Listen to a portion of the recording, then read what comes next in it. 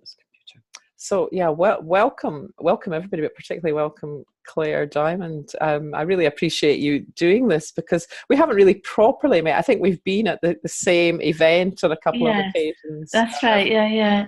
And so I've enjoyed listening to. I've heard you on Nick Bird's podcast and various other places, and I know, and we have lots of friends in common. So I'm really, I'm really interested to hear more of how you express this understanding. Don't even know what words to use. And the idea of this whole three principles conversation thing is just about having people have the opportunity to share openly, and that kind of teasing out and I think for me that has given me an opportunity to become clearer about what I see, and it isn't necessarily about adopting exactly what anybody else is, but often that can be informative or lead me in a direction. So I'm really grateful to you for doing this. I don't know if you had any thoughts about how you would like to structure it, but I did wonder if I could. I would love to ask you just some very ordinary, everyday down to I'd be delighted. That sounds great. Thank you. Before we launch into New Year, Know You, which I think is a great title that you came up with, and for anyone who doesn't know, I'm sure there aren't many on this call, but Clare, you're the author of 2 books at the moment, 2 published books already published, Real and Free. Yeah. You're how do you describe yourself? Do you a facilitator, a teacher? Probably, I guess teacher or coach, and it's hard, isn't it? Like, what do we do? I don't even know what we do anymore. And I'm just, one thing I don't know about you, I know, and I actually knew before today that you're also a yoga teacher, and it's something that we've got in common, and I think you're probably far more experienced in that field than I am.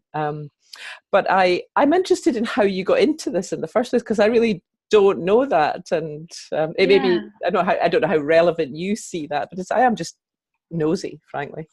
Yeah, well, thank you. Yeah, it was nice, and thank you so much for inviting me here. And it's interesting you mentioned yoga, actually, because that I did my yoga teacher training in 2005, and that was the first time ever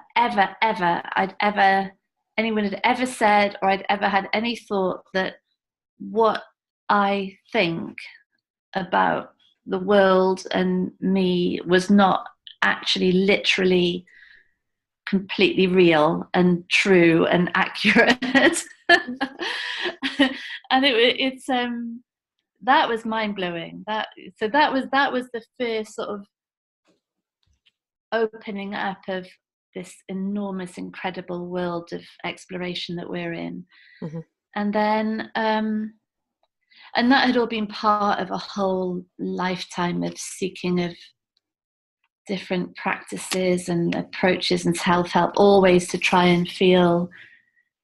I just never felt right, ever. I was so hyper conscious of what people thought of me, and so frightened of getting stuff wrong, and anxious and terrified of speaking in public, and so a whole series of anything you can name, I would have looked, I would have done it and studied it and everything. And so yoga was part of that, but it was a very restful and seeking part of that, really. It was, that was a settled element. And then in 2012, I read The Inside Out Revolution, and that was enormous as well. So I would say those 2 elements, the yoga training and then reading Michael's book, and really so clearly, and he, in a way, he was articulating for a Western audience everything that I sort of got the yoga teacher training much more, having read that book. I sort of, that's what they were saying. I see that now. And so that was a huge time of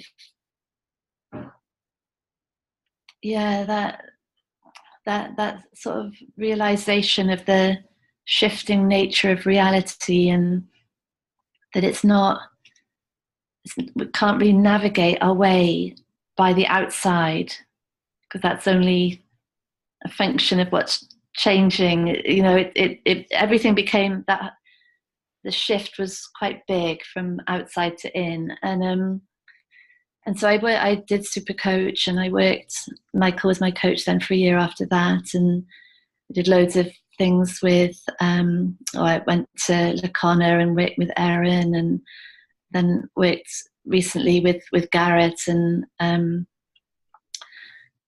Team Inside Out. I've done that all of last year, and Jamie, I've done lots of different people, Rohini and Barbara, and Pransky's, all sorts, lots of different things going on. Really, so fascinated by it, and and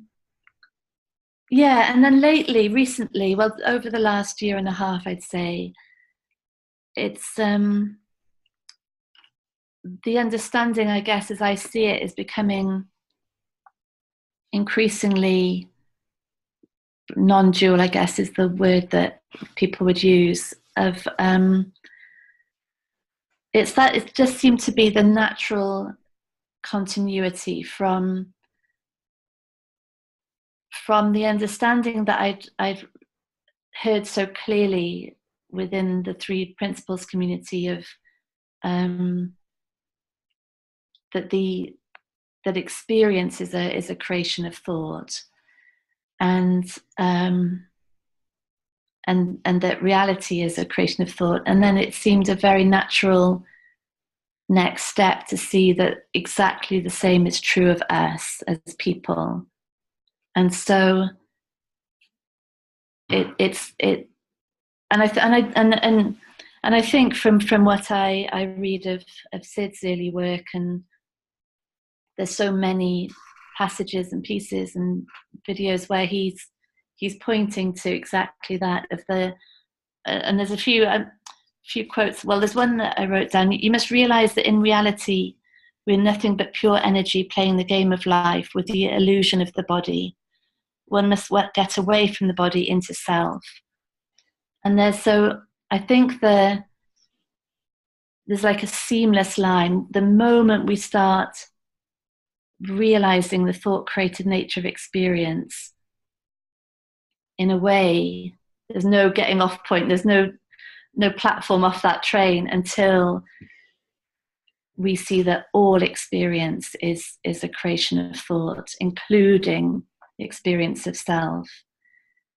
And that takes us into this space where, well, if the self is thought-created experience, if all other is thought-created experience, then the only place that we are, the only thing that we can be, is that space in which these experiences are appearing, whether of self or other or event or circumstance. And so it becomes less, as I see it, less about securing ourselves and doing better as a person and having better experiences or a clearer mind in order to say the right thing. And it becomes more obviously about that person, that thing that we think we are, is not who we are. And so trying to secure that idea really doesn't make sense anymore. And everything we think about ourselves doesn't make sense anymore. And so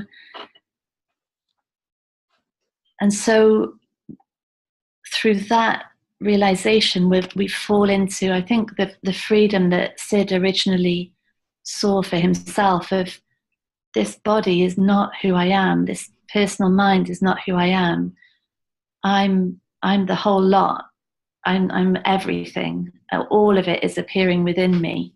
It has to, ultimately, I have to be the consciousness bringing that alive. And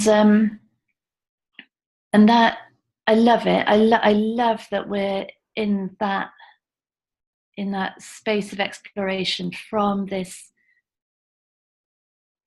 space, that identification really where all our problems have ever been is in this idea of who we are and what we need. Like, all suffering exists in that, nothing else. It's just in that belief, in that identification with a body and a mind, and this is me. And it's so natural and so innocent and so inevitable, really. But then to come out the other side of it and see it really can't be us. That's not who we are. It cannot be. And then that space of freedom and peace of not, the weight comes off. Then it's just with nothing to secure. Life is just doing its thing. Life, like a beautiful tree in the garden or a flower. Life is just living. There's nothing to secure. There's no way to be. There's no right answer, or there's no objective form of success. It's just life living itself, and then we're just part of seeing that, watching it happen. And it blows me away that we're here, the 5 of us now, and 60. It's 16 only of us now. It's just even better.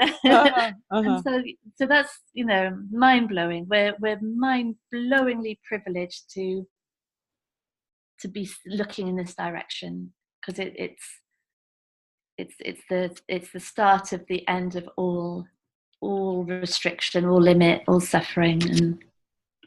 And so bit long-winded answer to that, Christian. Lovely. That's really lovely. And I guess so one question I have for you. There are a few things that kind of came to me when you were speaking, and one is absolutely that thing of the moment I'm looking in the direction of essence. So I'm just going to use my whatever words, and I'm not being trying to be too hung up. The moment it's not even looking; it's almost resting into or something like that. Then it's it's an experience of freedom or comfort or ease or no distress anyway. And all distress, it seems to me, is born of ego, in the sense that Sid used that word, which I think was quite nice. He was really saying it's what you know, or this is how it's been put to me, what you know or what you think you know, and it's sort of what's not happening now. It's what might have happened in the past, or over there, or in someone else, or in the future. And I certainly get that how I conceive of myself is a version. It's thought created. Sorry, somebody just sent me a message. I got distracted. I had a thought about that. But I'm interested, just coming back to the actual title of New Year, Know You. And it's that bit. It's the and I think sometimes I'm just very kind of prosaic, very, my route into all of this, started in the world of addiction, and it's very down to earth spirituality, and it's very rooted in this world, if you like. And it is. I also love this exploration, and it's interesting what people are drawn to. I think it's interesting that so many people are drawn to what you're speaking about and writing about, Clare. I think that the deeper the exploration, the deeper the magnetism. There's something attractive about it.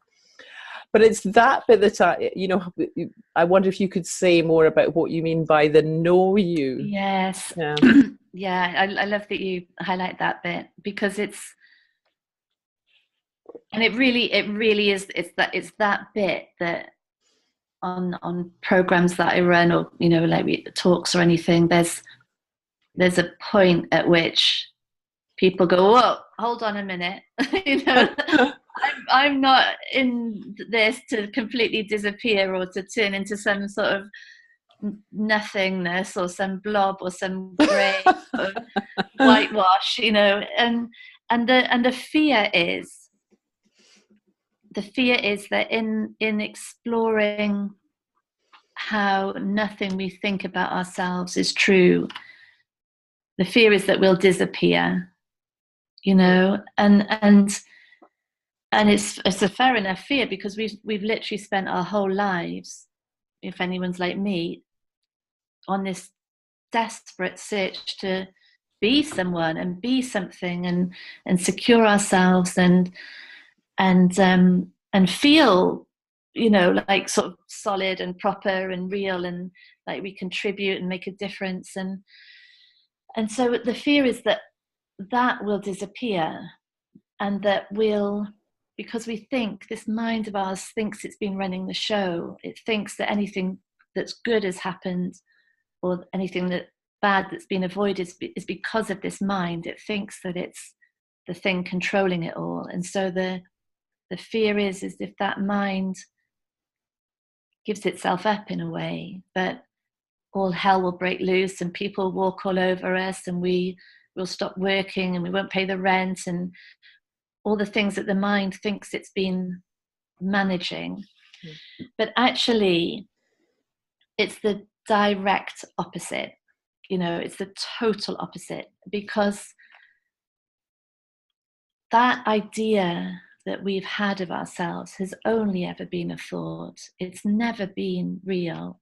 You know, like that, I have my idea of who I am and what my personality is and what I'm like, but every single person who's ever known me has their own idea of that, and none of it is right. Not even my idea. That's no more right than anyone else. There's no more right than someone who met me for 2 seconds at a bus stop. You know, there's nothing right in any of it.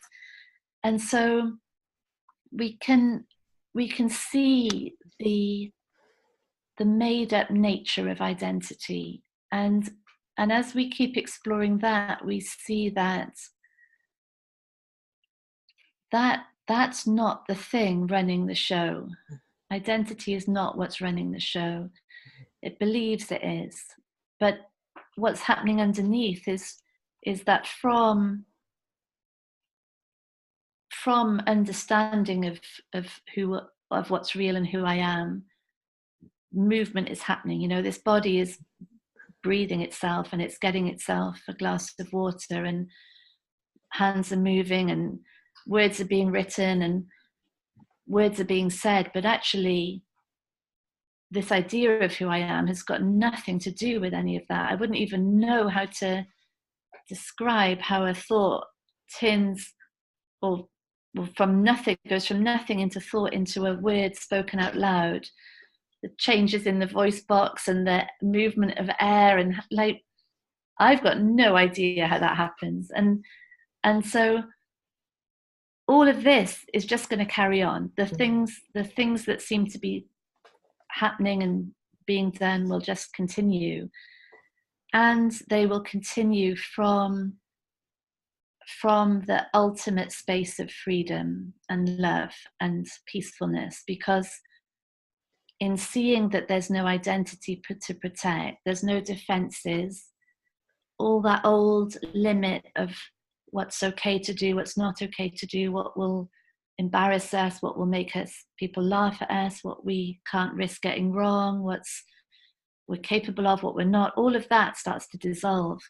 And so there's just a deep understanding of freedom, the freedom that we really are. And from that space, life emerges, and conversations emerge, and words are said, and it's and somehow it seems that what happens is that shift is made from awareness fully identified in with this mind and body as this person, to just awareness in which all of this is happening, and in which we notice a webinar taking place now, and there's so much, there's nothing in the way of that experience, it's just pure, beautiful, exquisite, miraculous experience happening, because there's no, like, me as awareness here can just notice all of it, but me as Clare, fearful of getting it wrong and saying the wrong thing and boring people, and so that experience is so filtered and resisted, and like I would be looking at everyone's faces to see what their expression is. Do they hate me? Do they think I'm wearing the wrong clothes? Like this whole thing. But me as awareness here, it's just beauty. And so, and it's like you mentioned, like a sort of magnetism of the understanding, is that's as we lose our idea, and as we lose the sort of shields and defenses around us, and we see how unnecessary they are, there's just this essence of each of us completely unique, showing up free and in love with the world. And yeah, as I see it, that's the definition of magnetism, is someone's totally, like, for all the 16 of us on this call, each of us so different, and yet, and completely unmatched, like 7 other billion people, not one single one like us. And the closer we get to our understanding of who we are, the more that is just, there's nothing in the way, there's no veils over it, it's just shining out. And it shines out in expression, in the doing. And so the doing of that essence, whatever it is, whether it's coaching or writing or singing or making cakes or just hanging out with kids, or whatever it is, it's there's just nothing in the way. Yeah. Well, lovely. Yeah, no, that's very helpful, because I was thinking, I was at a recovery meeting a few weeks ago, and a young guy was talking about how he was always sort of skeptical of religion, and he had a neighbor who he liked, who was, I don't know if he was a Seventh-day Adventist or not, but he was some kind of sect that believed the world was going to die, the world was going to end at a given point, within a few years. And he'd have this guy would try and sort of turn him onto this religion and tell him all that. And then at the end of the conversation, he'd say, now, how are you getting on at school, and what are you going to do when you leave? And the guy would say, well, what does it matter if the world's going to end? and it was that, sort of dissonance that I, I have sometimes felt some of that in the idea of, that we don't exist. I think, well, that's, but how you just so beautifully put that, does not have any of that dissonance, and it's, it's delightful. And I have I have my own sense of that the more I'm just sort of just sort of show up for the day, and I'm kind of coming from a place of the unfolding path, that's that's a lovely place to be, and it's an astonishing experience. And then other days I'm really driven, and I'd made a mistake in my tax return, and I was absolutely tearing my hair out trying to get hold of the tax man to talk about it. Totally in that ego, that mind, that I've got to sort this, I've got to drive that through. And so that was lovely. Thank you for yeah, it's interesting. Yeah, it's because the fear is absence, isn't it? The fear is that we won't be there, but that what happens is just total presence. Whether that's with the tax person or actually the conversation was very nice when it happened. I'm sure it was with you. Yeah. So it's so crazy that the dissolving of identity just releases presence. It's but it also makes total sense. Yeah. Oh, lovely. I'm wondering if there are other people in the call who have questions. Are you open to that, Claire, or Yeah, is there more you would like to say first? Yeah, no, let's see if there's any questions. And yeah. I'm not even sure who's on the call because I've been so focused here. I think quite a few people have their cameras off. Hello, it's Tony. I have a question. Hi, Tony. Hi, Tony. And my camera's off. Apologies for that. Happy New Year to both of you. Yeah, nice to hear you. Yeah, How are you? Good. Nice to hear you too. Just listening to you, which was really nice listening to you. I don't know whether they're questions, but they're two things that I'm asking, and if you've got any feedback, I'd appreciate it. The first one is, when I listened to you, what came up in my mind was it sounded like as if there's like now two. It's like as if your ego's built. It sounds to me like as if the ego's built up another awareness identity. It's like there's the Claire that you described, which would be worried about what people were thinking and were they bored and all that stuff, which I totally relate to. Which is what I think most people will identify as their egos, that kind of thought process. Yeah. But then there was this other thing you described, or no thing. I try to watch my language to say things correctly, but excuse me if I don't. Don't worry about that. But yeah, it's just this sense of, well, I am now awareness. So how would awareness respond to this angry person on the bus today? I know you didn't say that, but it's like, so that's the first question is do you know what I'm going on about? It just sounds a bit like, I really get it. Can we go with that one straight away? Of course you can. Yeah, yes, I really get it, and I think it's such a it's a brilliant challenge. Actually, it's a brilliant. Sorry, I didn't mean. I didn't mean it. Well, I mean, whatever. No, it's good. It's all good, Tony. It's all good because it is a watch out. Because I think one of my there is a danger.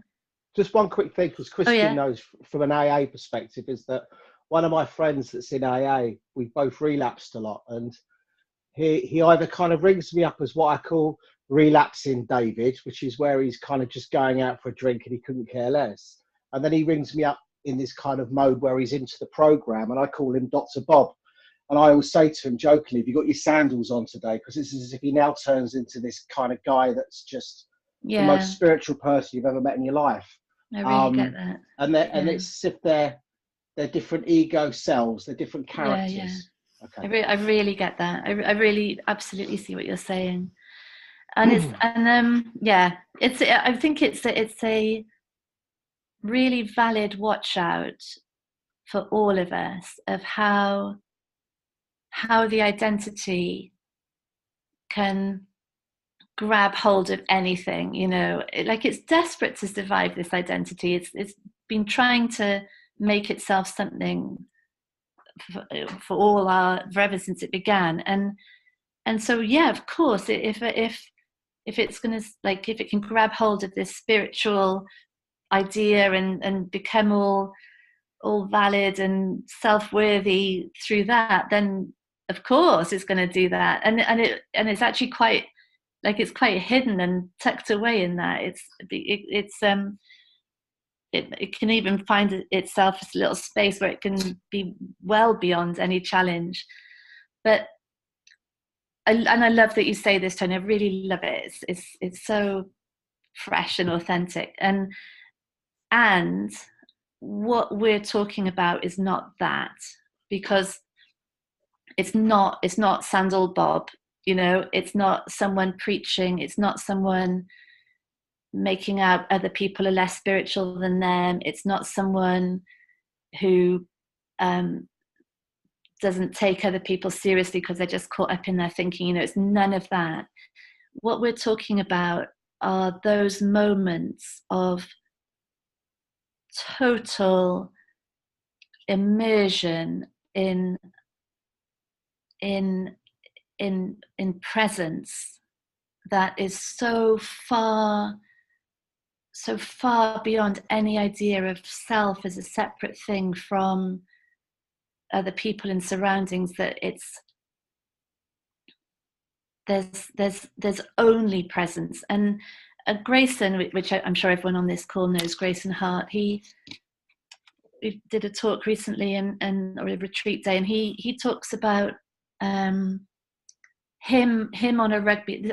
This for me is the best example of it. There's him on a rugby pitch sometimes, really conscious of the other team, and then the need that he performs well, because what's going to happen if he's not picked for the next match, and he's thinking about what the commentators are going to be saying about him, and he's like puffing himself up and bringing it on, and it's all about identity and separation.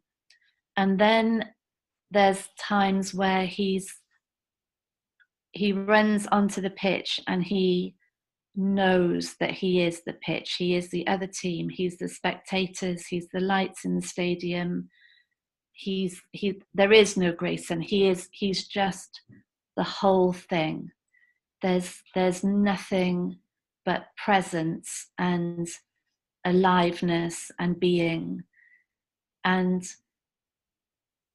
out of that presence there's a body moving, because it can't not move. It's seamless with the ball and with the other people on the team, and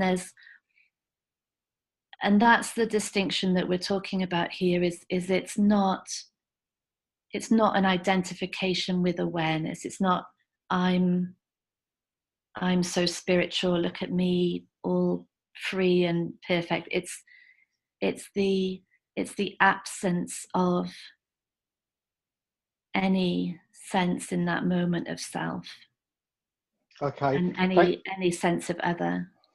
Okay. Thank you, Claire. And that kind of helps me with is it okay, Christian, if I ask another quick question? Oh, it's fine by me, Claire. Okay. Are you happy? Yeah, of course. Yeah. So that kind of brings me to the second part, which I think has been, I mean, I'm so much better than I used to be. But it brings me to the second part of the question, which is what can come up for me, is a frustration around that. I'll only talk for myself rather than other people, but I kind of looked at non-duality many years ago before I came across the three principles. And I had to get out of it, because all I was trying to do was squeeze in my human problems, my ego problems, into something that I wanted help to relieve me of. Well, what do I do about this relationship issue? What do I do about this addiction? What do I do? And of course, it was things like, well, there's no one there to do anything about it. And I got so frustrated, I had to go before I caused damage. So so you were the person on the bus. Yeah, exactly. So the question is, I often get caught up in topics like, I don't know, like, let's make one up. Come and find out how to X, Y, Z, and then you go on the course. I'm not talking about anything you guys have run, okay? I'm just saying. You go on the course, and then it might be something along the lines, well, there's nothing you can do about it because there's no you. And you're like, oh, for God's sake, what did I sign up for this for? So the question is, how do you, when you've got people that have got real shitty issues like addiction, homelessness, battery, domestic violence, there's no solution in this for any of those people, because in essence, they don't exist. So how do you really help someone without, in a way, making some of those problems initially worse by just frustrating the hell out of them? And I know I'm not saying you have, I'm just saying, does that make sense or not? Because it makes total sense. And it's another very good, like, probing question. And I'm working at the moment with people like how you describe it, and and I think the first thing is that through this exploration we start realizing that any thought of that other and how they're different or how they're restricted or what their problems are or what their life might be like is really not reality. You know, that's the experience of that other, that I'm having in that moment, but it isn't the other, you know. And so I think already this exploration allows a conversation that is not hemmed in by our own beliefs and our own restricted ideas of, well, if someone's a drug addict, therefore they must be like this. And, you know, I once knew a story about a drug addict, therefore this is what I'm assuming this person is like. There's already more freedom and love in the conversation than if we're fully believing our own identity and our own thoughts about another identity. And then, yeah, it's an interesting one. We talk a lot about it, actually. You know, there's a group of 4 guys I work with who, they're all former addicts, and they're all working, helping people in enormous ways. And they're currently looking through the 12-step program in relation to non-duality, and there's so much overlap, and also they're seeing through this exploration ways to make it shorter and clearer and more to the point. And I think in a way, I think it's just for each of us. So it's for each of them, and it's for me to see for ourselves that any thought of self and other and circumstances is a creation of perception. And in the seeing of that, we become simple presence. And who knows, out of that pure loving presence, what might be said or done to help someone else. We just don't know. But if, let's say, for example, you, one of those people or someone, let's make them up, but even though there's lots of people like that, me included, let's say, for example, someone's potentially going to relapse, or they're going to or they're in a very difficult relationship, they've got nowhere else to live, and a lot of the times they relapse is through arguments with their partner, let's just say. Yeah. And on top of that, you have a non-duality perspective, maybe, that, so the question would be, do you think that person, I suppose you don't think that person has any control over whether they're going to pick a drink up or not? Because if there's no person there, I don't think any of us have control over anything. Okay. So as I see it, behavior always is a result of understanding of who we are and what is what's necessary. And so as it is for addicts, so it is for all of us. We from our understanding, we're doing the absolute best we can. And it's actually, I love that you mentioned it, because it's the reason why I'm just so blown away by this exploration. Because if we think that all beliefs, all behavior comes from that unknown place of understanding, really, that we can't touch, we can't identify, we can't access it, but it's the understanding of what's real, who we are, what truth is, what's going on. From that place, from that place, beliefs are present, and then behavior emerges. And so any shift in that understanding is where behavior change comes from. So behavior change ultimately doesn't come from willpower, it doesn't come from commitment and mantras, and it comes from a fundamental shift in what we see to be real about ourselves and the world.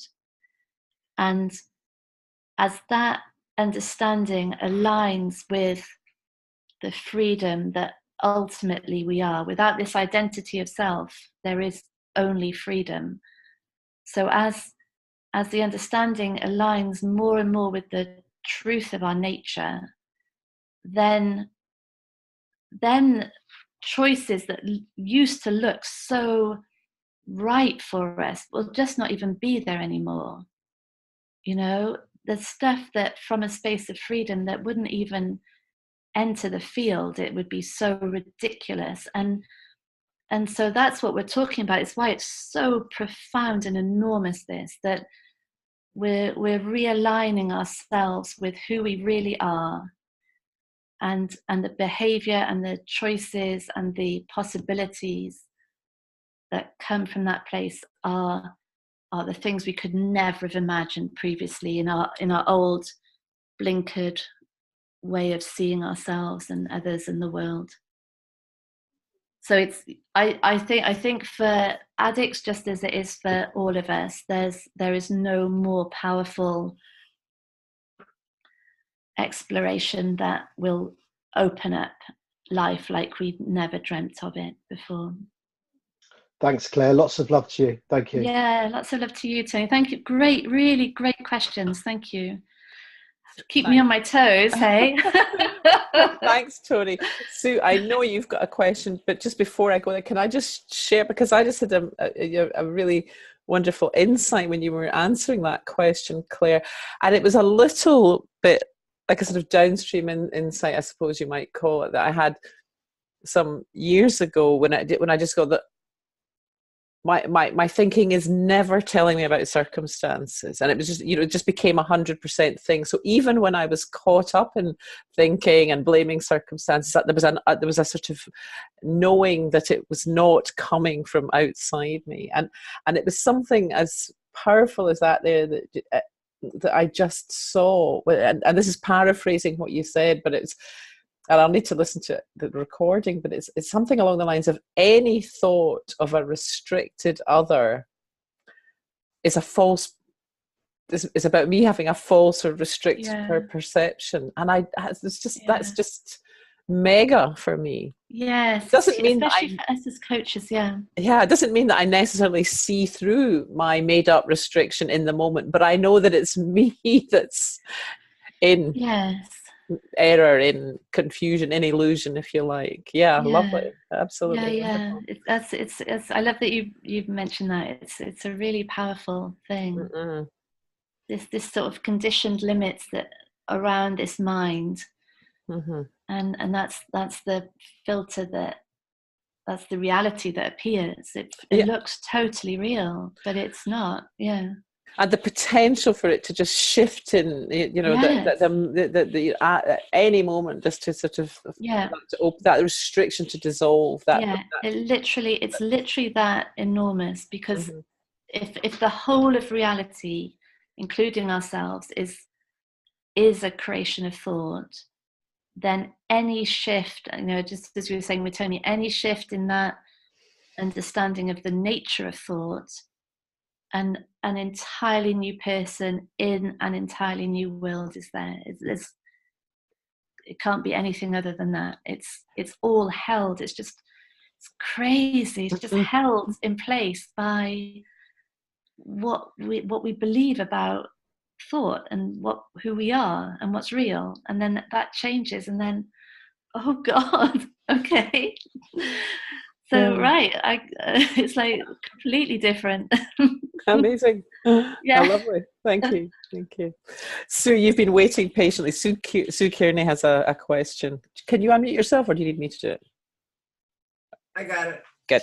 Oh God, I don't know. I'm confused and I'm worried. And, And so my kind of widening of the lovely puddle I've been standing in from 3Ps now into non-duality is very recent. And And I have to say, as a aging hippie, that there are many moments where I'm listening to you or Garrett or Rupert Spira, and it's like, this, I know this is an acid trip. I've been here. And so there's that. And there's these unsought for moments of absolute like lack of worry and lack of stress that feel really lovely, sadly not replicatable by me. But, you know, I keep wanting to thingify it or figure out how to be in that ease more, and that's of course not what is happening. And then there's just like judging myself for myself. So I sliced the tip of my finger really, really bad on Sunday. Oh. Because I forgot that a freshly sharpened knife and my iPad where I'm watching something and not the cutting board is a really bad combination. And which is why I don't sharpen my knives often. And now yesterday I tried to get some work done, and I was leaving blood smears on the keyboard, and I just collapsed. I walked away from my work. I walked away from my day. I just went to bed. Yeah. And I felt really bad about that. Like in some way I felt like my little lighthouse was just pointing me away from trying to push myself and into taking some time to lick my wounds. But I am so,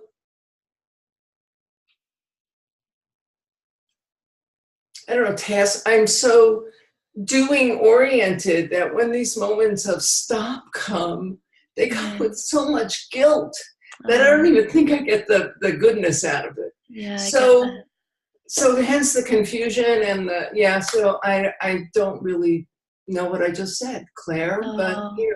Thank you for telling. I really get what you're saying, and thank you for being so honest and truthful with it. I really get it. And it makes me want to cry a little bit as well. It's it's big stuff. And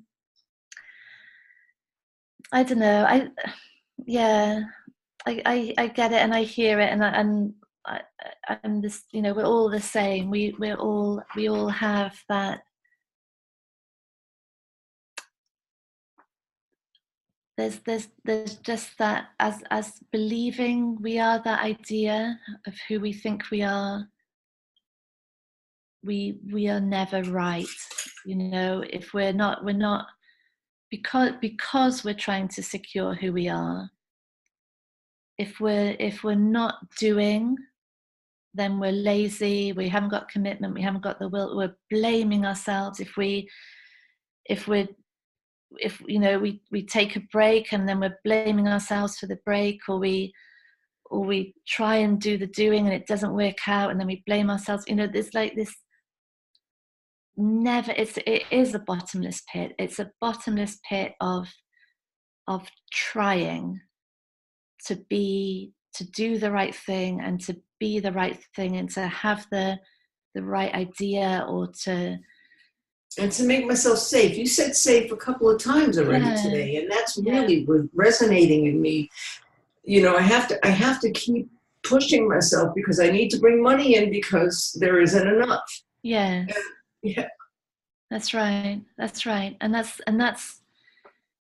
it is a bottomless pit. As believing that there's this constant unrest. We don't feel safe because how can we? Because it looks like we are this body. It looks so true that this is who we are. It's unquestionable. And hence the confusion, you know, like, of course it's confusing and of course it's unsettling and it feels like the rug's being pulled under our feet because we've spent all our lives trying to fix and secure and make this safe, and then someone comes in, like, you know, some ridiculous idiot and says, well, that's not who you are, you know, And it's like, what, who, you know, what am I? Like, what am I? Who, what are you talking about? And so I would just say, Sue, well, first of all, thank you for your honesty. And then secondly, of being so gentle, like looking, like just gentle, tiny baby steps into this, and with someone that you really trust. So if you've come in through the 3 principles and you've resonated with Sid, then looking to his work where he explores the illusion of safety from the point of view of the body and from security, you know, and things like that, where maybe there are teachers that resonate with you that allow you to go just gently into it, because I promise you, while we're trying to have the right experience and the right emotions and the right feeling, and the right drive and the right ability and the right success and the right, we'll never win. It's a losing battle, because the thing that we're trying to make right doesn't exist. You know, and it's funny too, because it's just like kind of a knife edge. Oh wow. Between those moments of, you know, I can't find that $15, but at least I didn't cut my fingertip off today, and I'm feeling really lucky and happy and smiling and connected, and then collapse. And then of course I heap onto it because I have all this thinking about what that collapse means, and it's all over now, you know, and all that shit that comes with it. That's right. I'm sorry, somebody apologize for his language. I don't. So there's no need to apologize for language on this call. I've seen you before, Christian. No. Yes. Oh yeah, Sue. Everything you're saying, I really hear and I really understand, and the freedom that is on the other side of that seeking and that attempt to secure is like nothing we've ever had before. It's and in a way, the bigger these experiences now, they're the sort of we're actually, that's when we finally see, okay, this is not who I am, you know, there's got to be something more than this, you know. Often that's the portal into really questioning, like, can this really be who I am? Can this really be what life is? And we finally properly hold it up to the light and see it for what it is. I'm getting glimmers of it, really, and I think you just said that thing about not having ever experienced it before, because it really does feel that way. Feels like something I've strived to experience forever, but it's just, and in the 3P world, I hear people say, look for the good feeling a lot, which I thought sounded so Pollyanna for years. But now I'm like, oh, this is a really good feeling that I have never had before. And if I can just let go of trying to make it happen, you know, try to make it something I can achieve, and but it allows for what? Yeah. What? Just to say that the thing about the feeling is a little bit, there's sort of 2 levels to that. And if we take it at the sort of surface level of look for the happy feeling, look for the, you know, you need to make sure that you're being calm, you need to find a way that you can only have the good feelings. That's just the same thing. It's just keeping us caught up in this treadmill. But what we're actually looking at is how any emotion, any experience, any, like, doesn't matter, like the most intense anger or sadness or jealousy, we can have it all. There's nothing that we need to push away. And it's in that So in yesterday, when you were feeling so wretched and fed up, and in what we do in this exploration is, instead of seeing that as something that is not okay, that needs to change, that is not right, is really see how all I am is the space in which an intense experience of frustration is happening. I'm safe, I'm okay, you know, I'm just this space in which all this is happening. I'm untouched by that. And so there is then no resistance. It can come in, it can be felt, which is what life is for, really, is to have these experiences, have the feelings and the changing things going on. And so it then loses its power, because it no longer is this identity self battling against these emotions that it can't bear to experience. The shift then is just this space in which all of it's happening, nothing has to change, and therefore we come into that true peacefulness, because true peace, ironically, true peace is the ability to experience the whole raging torrent of emotion, isn't it? We don't realize that. Wow. That, yes, because I think that really my whole life of my aware spiritual journey has been to be in the good place more than not, to improve the odds, and that's really illuminating. And the thing you said earlier about looking for the good feeling, that doesn't work for me. I am not that. I can't meditate myself into a good feeling. I can't masturbate myself. I can't. So, but recognizing it gives me that distance that Christian talked about before, about being able to go, oh, that's not me. Yeah. That little moment of that's not me. And thanks for widening that for me. I know we're coming up on time, so I'll shut up.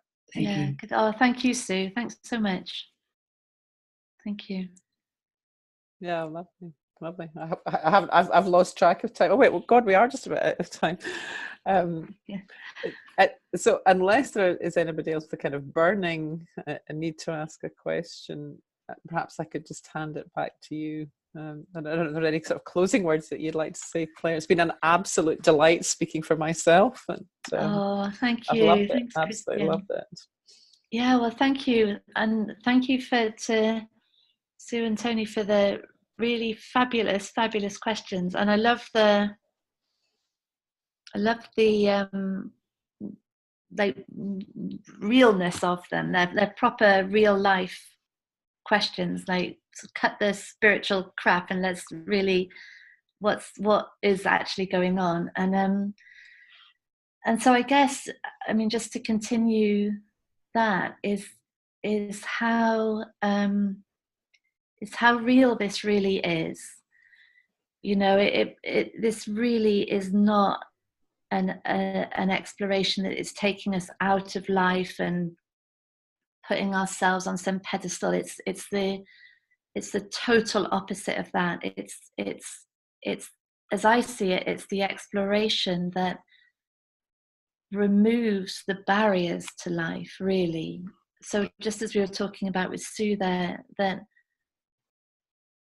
understanding who we really are removes the need for any particular experience or for any certain range of emotions or for any certain thoughts, and so there are no barriers then for just total presence with people, total immersion into whatever's going on. And so although it's the ultimate spiritual exploration, because it ultimately is saying you are not material, you are spiritual, you are pure awareness, you're not the material body, you're not the material mind. So it's as spiritual as any understanding could ever be. And yet, through it, there is the seeing of reality as purely as we can see it, as clearly, as realistically as we can possibly get to the truth of it. And there's nothing in the way. There is no separation. We are all of it. And so we're in life. And it's actually impossible to not be. From that understanding, life is taking this body and it's doing stuff with it. And we're so happy for that to happen, because we know there's no better idea that we could ever have than what life wants to do. And so that's all I would say is that it's the most spiritual and the most real, the most human, the most practical. It's I guess that's just how I would end. Yeah. Oh, that's a lovely place to end it. Well, thank you, Clare. As I say, absolutely delightful. Thank you so much. I will definitely be listening again to the recording soon. Thank you everybody for coming along and being part of it, whether you asked a question or not. And I'm just going to stop the recording now.